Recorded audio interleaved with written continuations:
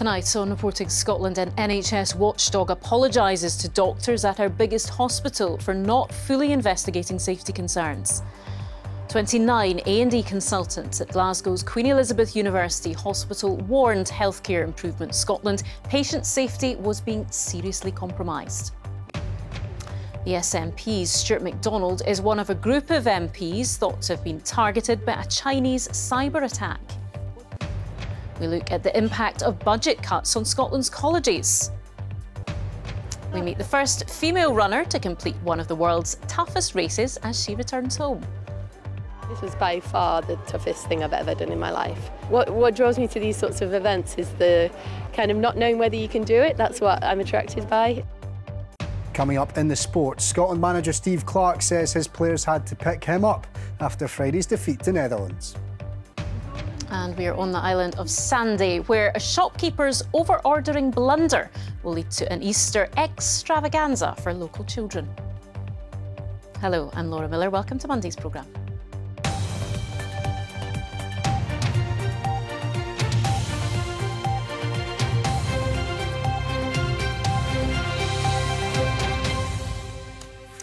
An NHS watchdog has apologised to 29 emergency medicine consultants at Scotland's biggest hospital for failing to fully carry out an investigation into patient safety. The doctors make up almost the entire team of A&E consultants at the Queen Elizabeth University Hospital in Glasgow. They had blown the whistle to Healthcare Improvement Scotland because they believed the Health Board was not doing enough. Our health correspondent Lisa Summers reports. It's over 2 years since our cameras were allowed to film in Scotland's biggest emergency department. Since then, doctors have been trying to raise the alarm over patient safety concerns. They collected a dossier of evidence of patient harm, and after feeling they were getting nowhere with the Health Board, they turned to the National Safety Watchdog to investigate. But the inspectors didn't speak to the consultants or ask to see their evidence. Instead, they accepted reassurances from senior managers that there were no immediate concerns. Now, some of the doctors I've spoken to say that they were shocked that they were ignored, and they've accused Healthcare Improvement Scotland of negligence. The First Minister was in Edinburgh today to meet some of those who benefit from mental health funding. He said he wanted assurances from Healthcare Improvement Scotland that the case would be fully investigated. I'm very angry and upset that this has transpired, and of course his are absolutely right to apologise to those individual consultants and staff members, but I've asked personally for assurances from his that this doesn't happen again. I want to understand beyond and above and beyond an apology what action is specifically being taken to make sure this doesn't happen again. Last year, doctors in Grampian also tried to raise concerns about patient safety in A&E. And across the country, national targets to see patients within 4 hours have not been met for over 3 years. What we're offering now isn't gold standard care. It's so far from that. It is unbelievable. And on the days when it works well and we go, actually, we've managed to do this perfectly, it's then horrifying the next day when you come in, or 3 hours later, when you're back to the fact that patients are sitting there in agony, vomiting in a corridor, people dying in corridors. There's all sorts of awful things that should not be happening in Scotland in 2024. Healthcare Improvement Scotland say they're now looking at information provided by the consultants. Meanwhile, the Health Board says it's working on hospital-wide measures to help ease the pressure in A&E. Well, Lisa is in Edinburgh for us tonight outside the offices of Healthcare Improvement Scotland. Lisa, so they have issued the apology, but clearly concerns from doctors still exist. Well, that's right. Healthcare Improvement Scotland is the organisation in charge of improving patient safety right across the NHS. And that's why the consultants are so frustrated, because they believe this to be a credible organisation that hasn't done their job properly. So where we go next is a little bit unclear. HIS has agreed to assess information provided by the consultants and to meet them. Just how much information is unknown. And so that's why it'll be interesting to see what difference the First Minister's direct intervention today will mean for that investigation. I think some of the consultants would really like to see a full independent review of A&Es, not just in Glasgow, but right up and down the country. The First Minister wouldn't be drawn on that today, but he says every week he meets with the Health Secretary to discuss the situation, and he would continue to work with health boards on solutions. OK, Lisa in Edinburgh, thank you.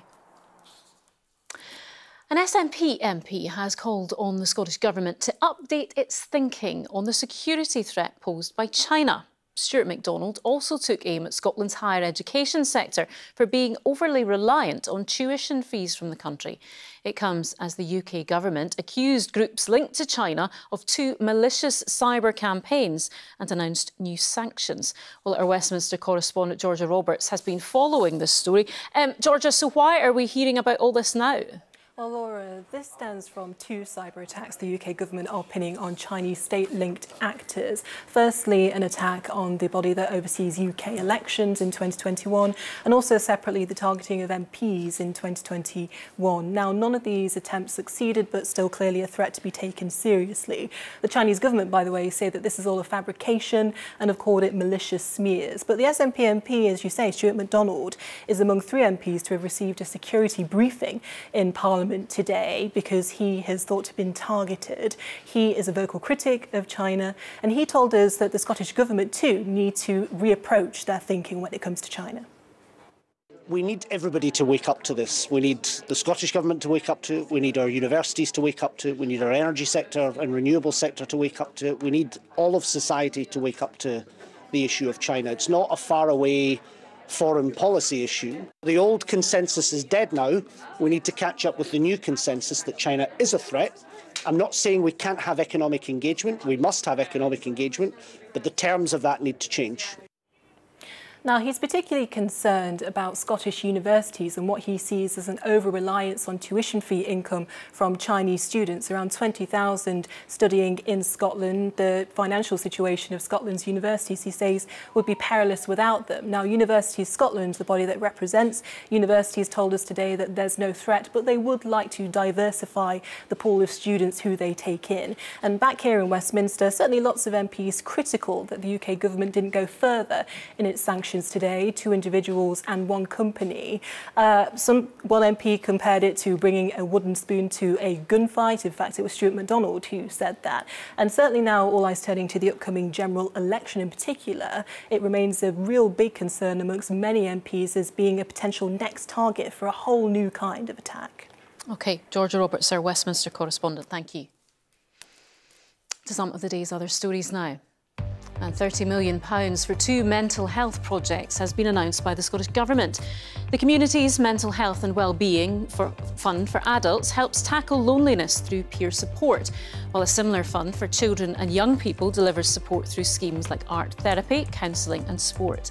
The money will fund projects based on prevention and early intervention. MSPs have written to Creative Scotland seeking further information about a decision to fund an arts project involving real sex acts. RAIN was awarded £85,000 of lottery funding. Holyrood's Culture Committee believes the application should be published. They're asking how much was allocated to the project and how the money is to be recovered. And a UK minister has refused to confirm whether the government will pay compensation to women hit by the rise in the state pension age. An ombudsman has recommended that those affected receive an apology and payouts of between £1,000 and nearly £3,000. Mel Stride told the House of Commons the report would be properly considered. Now, we live in tough economic times, meaning cuts are being felt across many parts of life, and one of them is in further education. A report from Audit Scotland last November revealed college budgets have been cut by 8.5% since 2021. Last month, the Scottish Government announced further cuts of 4.7% funding from April.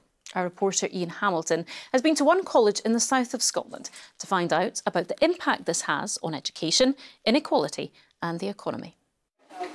Here at Dumfries and Galloway College, they have 7,000 full-time and part-time students enrolled in 78 different courses across 2 campuses.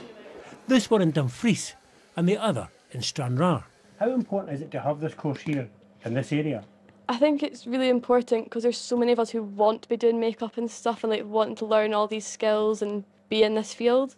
If we didn't have it, there'd just be a bit of a loss. I think it's important for those who can't afford to travel, for those who need and require bus travel, or even for those who can't drive long distances because they can't afford petrol every day. You need colleges to make joiners and electricians and etc. The college sector across Scotland say they're experiencing significant budget cuts. Colleges play a role in training the future workforce. However, Joanna Campbell, the principal of Dumfries and Galloway College, told me that budget cuts are forcing her to make some difficult decisions. If I, as a principal, decide that actually in order to meet the challenging financial settlement that we have, we need to reduce the number of programmes in some areas to allow us to grow what we're doing in construction, then that means that we're closing the door off to opportunity. The cuts don't just affect places like here in Dumfries. According to the organisation that represents the sector, they don't make sense. It's short-sighted of the Scottish Government not to invest in colleges, because colleges provide that skilled workforce, which is the foundation for our whole business economy in Scotland. The Scottish Government told us that the 2024-25 budget is the most challenging under devolution. However, they highlight that nearly £2 billion has been allocated to universities and colleges, supporting the delivery of high-quality education, research and training. Ian Hamilton, reporting Scotland. Tonight's main news again. An NHS watchdog has apologised to doctors at Scotland's biggest hospital for not fully investigating their safety concerns. And coming up in the sport, Scotland captain Andy Robertson says the team are aiming to build momentum for the Euros as they prepare to face Northern Ireland tomorrow.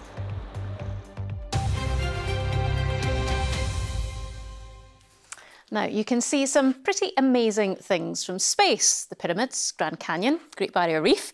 Well, how about this? It is a spawning ground for herring off the west coast of Scotland. Satellite images picked up these light blue plumes off Gairloch in Westeros, and researchers used underwater cameras to confirm the find. It offers new hope that the fish are returning to waters from where they were once wiped out. Our environment correspondent Kevin Keane reports. Spotted from space, the area within the ring is a cloud of herring sperm fertilising eggs on the seabed. There was some turquoise water over here, and the line extended all the way down. It was Peter's eagle eye which initially spotted what he thought was a spawning event from this cliff top. Just by sheer luck, the satellite had gone over round about the same time. The sky was clear, and you can see these marks of slightly turquoisey water. Just exactly where they are in the photograph there. So that was pretty good evidence that the herring had spawned here. The satellite image had pinpointed the exact location, meaning this underwater drone could dive and see the spawn. Attached to these ridges of merle, a coralline algae, it stretches across many acres. A carpet of fertilised eggs not found here for half a century. We've really got eggs! They're here! And some even returned to the surface.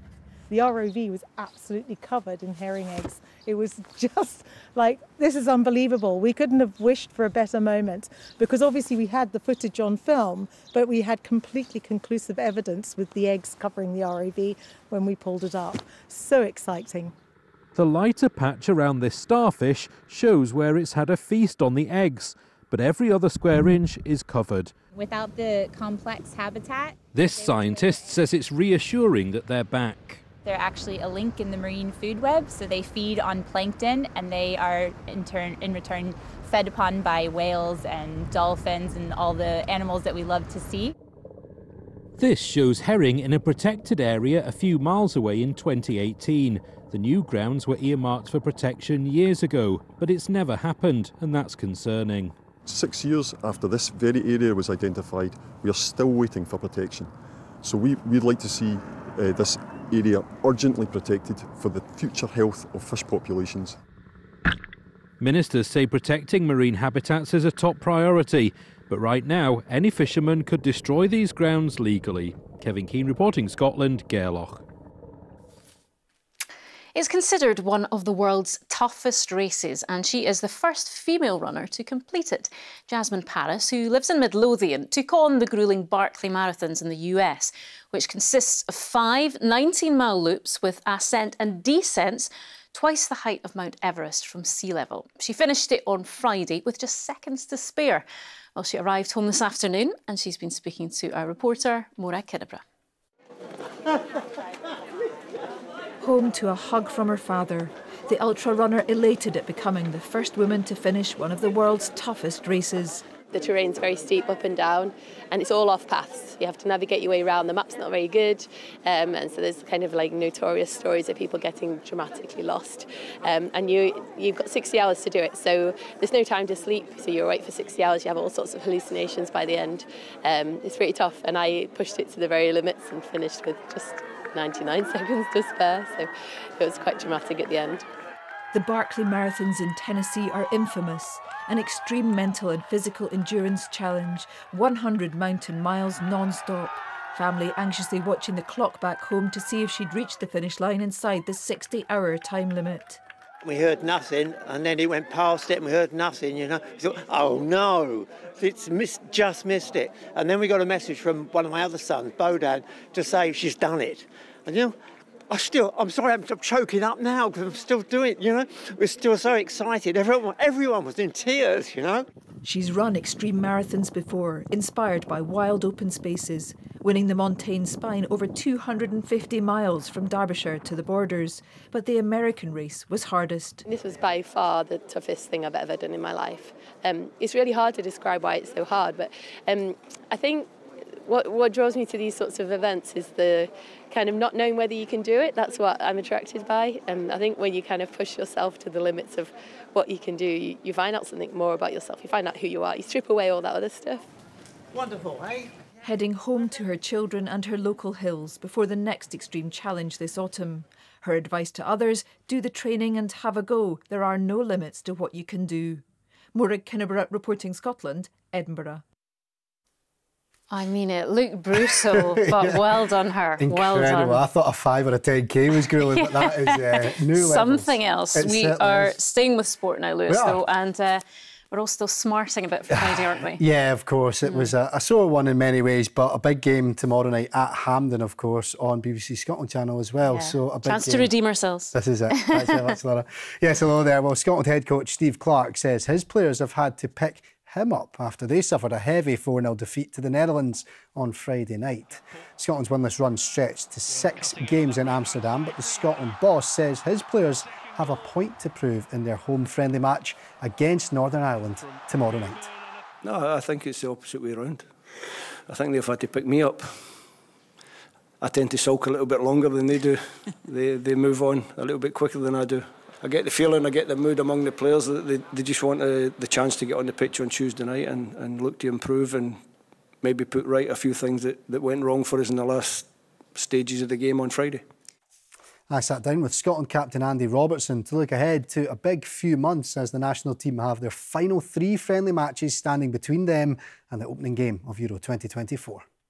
We want to build the momentum back up. We look forward to the summer, of course we do. We're all excited, but it's all about building momentum going into the tournament because, you know, we don't want to go over there and just kind of take part and be happy to be there. We want to go over and compete, and you know, we believe that when we're looking at our group, we believe that we can compete in it, but you know, we need to bring our A game. What has been key to the group being so successful from a player's point of view?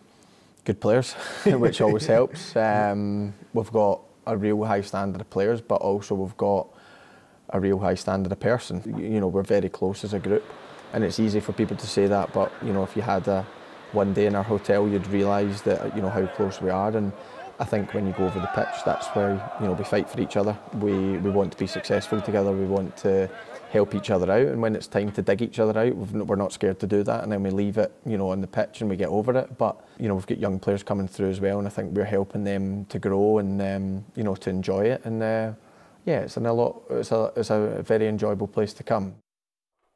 And you can see my full interview with Andy Robertson on Football Focus on Saturday at midday on BBC One and the iPlayer.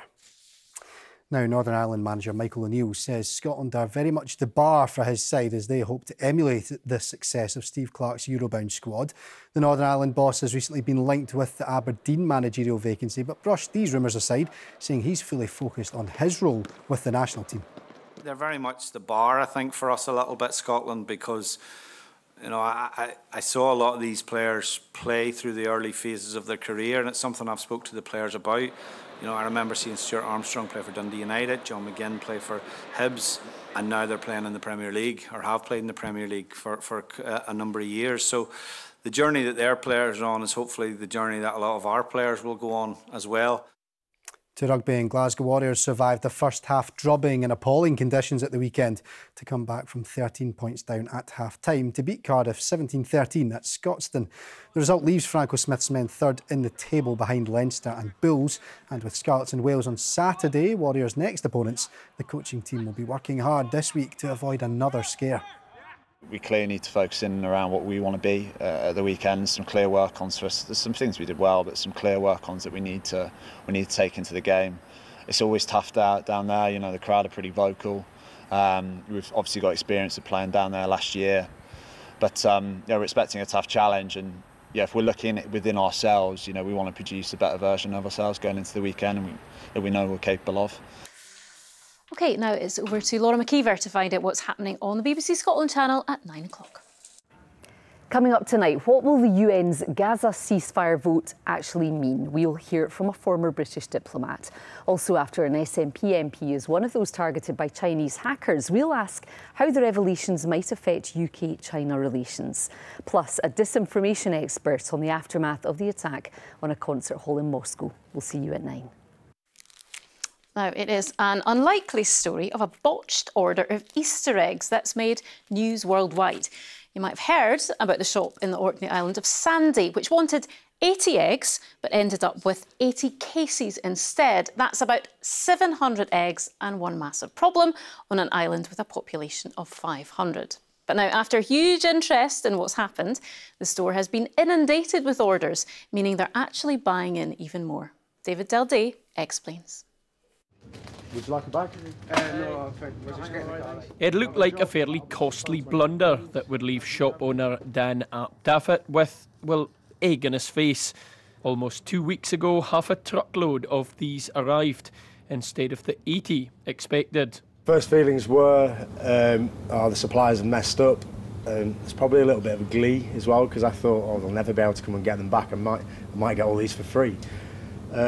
But that wasn't the case. It was actually me that had messed up, and that kind of news quickly kind of filtered around the shop, where kind of people were giggling, people were laughing. Kind of joke was really on me. A not-so-sweet surprise washed up in a tiny town on Scotland's Orkney Islands. But media interest from around the world has created a sort of international Easter egg extravaganza. A raffle was set up with the proceeds going to the Royal National Lifeboat Institution. Thousands have now entered, and the chocolate has been flying off the shelves. We've had people from all over the world buying eggs, wanting to donate them to food banks. We've had people wanting eggs posted to them in mainland Scotland, England, and further afield as well. The golden goose has been. It looks like it will be a bumper Easter for youngsters in the island. The biggest buyers have been this group of local mums who have decided to make the annual egg hunt a bit bigger than normal. We usually order 80 to 90, and that covers all the island bands and any visiting ones and stuff. But this year we heard of Dan's incident and decided to try to help him out a bit. So we've got 270 to end up with. The overorder now even has its own memorabilia, and an Easter egg manufacturer has pledged to double the total amount raised. The competition winner will be drawn on Sunday, at which point somebody will become the proud owner of 10 kilos of chocolate. In the process, it will provide an excellent ending to a rather cracking Easter extravaganza. David Eldy, reporting Scotland from the island of Sandy in Orkney. Oh, we were counting those egg puns there. Never mind the eggs, though it seems like Orkney has ordered some sunshine today. Yeah, best of the sunshine up there and across the Western Isles today. Yeah, they had a lion's share, certainly. Lovely. Because everywhere else has yeah. been... Don't remind us. It's been a pretty Duke affair. Yes, definitely. Orkney saw some lovely sunny spells. But look, there behind me, the Western Isles too fared very well, to the highest temperatures here as well. Let's take a look at the pressure chart. This is our week's weather. We have this big area of low pressure anchored to the southwest of us, spinning around like a Catherine wheel, throwing out weather fronts at times. So that means rain, showers, windy conditions as well. But I'm glad to see something a bit more settled for the Easter weekend. So as far as tonight's concerned, one of those fronts bringing out weeks of rain, sleet and high ground snow, easing as we head through the course of this evening and tonight. We'll be left with some residual cloud, bits and pieces of rain, sleet and snow across more northern parts, and a scattering of showers across the north as well. Quite a brisk wind tonight, and it could be cold enough for a touch of frost under clearer skies over the northwest. Into tomorrow morning, it's a dull, dreich, damp start to the day and quite a raw feel in that easterly wind. Some bits and pieces of patchy rain or drizzle, but it does improve as it turns drier. And in fact, the Northern Isles should fare pretty well tomorrow. Yes, there'll be an occasionally fresh wind coming in from the northeast, but some dry weather, some sunshine, some showers pushing into Caithness, maybe northern Aberdeenshire as well, but a bit of brightness here too.